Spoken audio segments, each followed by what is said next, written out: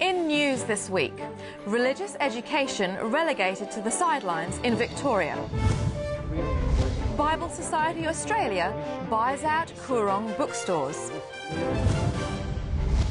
And new research highlights the healing power of faith. This is InFocus Christian News and Current Affairs.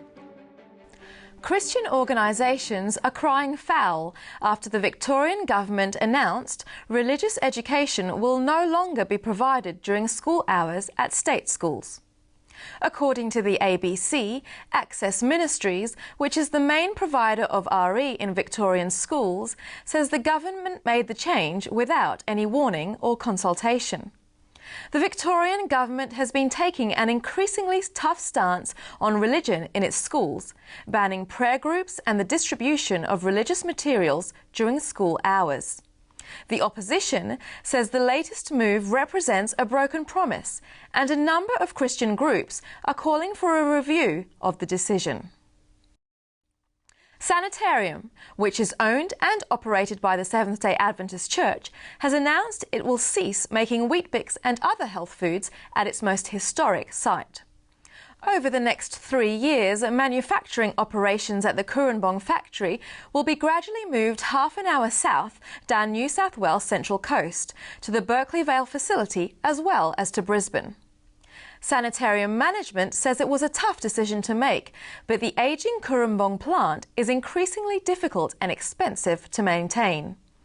In an official statement, Sanitarium said employees will be offered transfers to other locations where possible. The rest will be assisted to transition to new employment. Sanitarium began manufacturing at Coorong in 1898. Australia's largest Christian bookstore chain, Coorong, has been purchased by Bible Society Australia, a partnership that's being described as a match made in heaven. When we first spoke about joining forces, I was really impressed by Coorong's commitment to mission and to serving the churches, and this clearly aligns with what Bible Society is trying to do, that is to translate, distribute, engage people with the Bible and Christian resources. After state-based Bible societies around Australia began working together and eventually merged, Bible Society Australia has been going from strength to strength, sponsoring motor racing and acquiring the Eternity Christian newspaper. Large-scale medical studies in the US have added to the growing evidence that the safest level of alcohol use is no alcohol.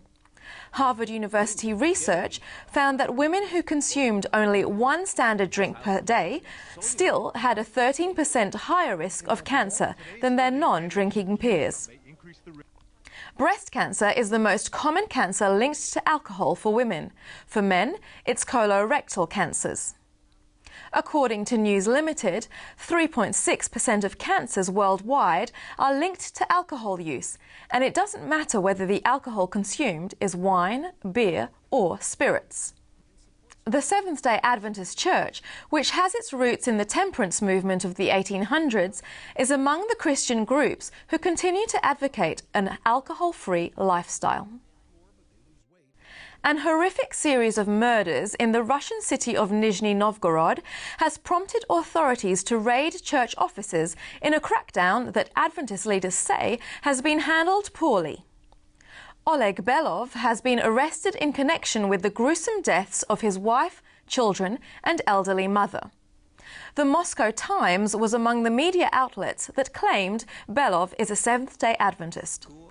But even though church leaders say Belov was removed from membership in 2007 for unchristian behaviour, Adventist properties have been searched and church workers interrogated. Adventist leaders say the false information spread about the church in connection with the killings has damaged its reputation.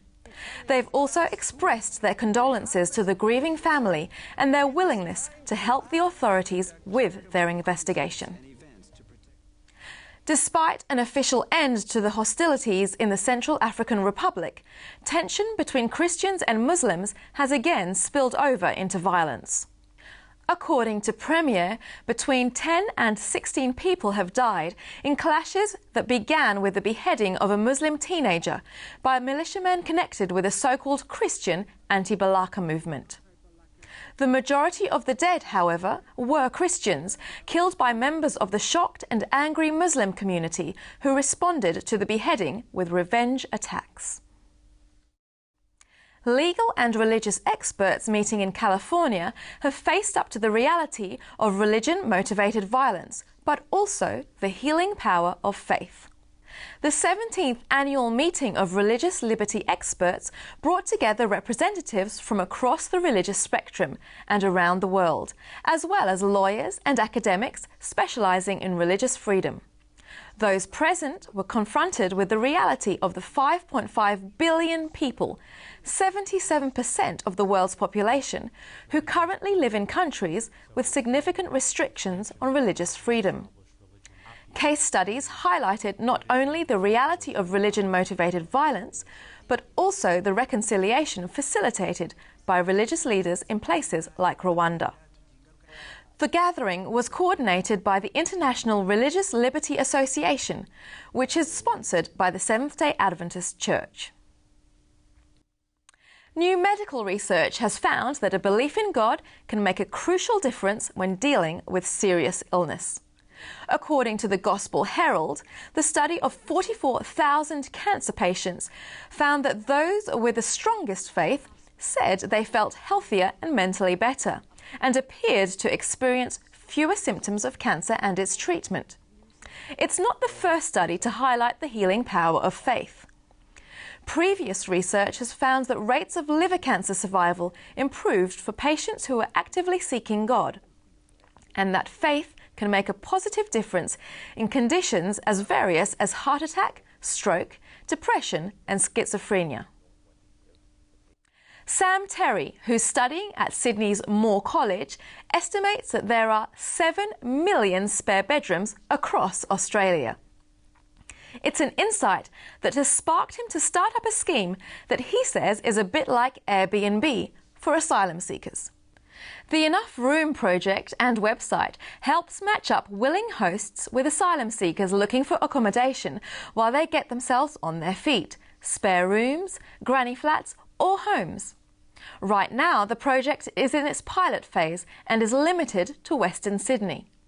Enough Room is being supported by Christian organisation House of Welcome, which focuses on the needs of asylum seekers and refugees. And that's this week's news. For the full half hour of Record in Focus, featuring political commentary, lifestyle tips and an inspirational interview, watch Hope Channel, the Australian Christian channel on Foxtel or Digital 44 in Adelaide. Or since you are online, the easiest option is probably to head to record.net.au for this week's episode and all our previous videos. Thanks for your company. I'll see you next time on InFocus Christian News. God bless.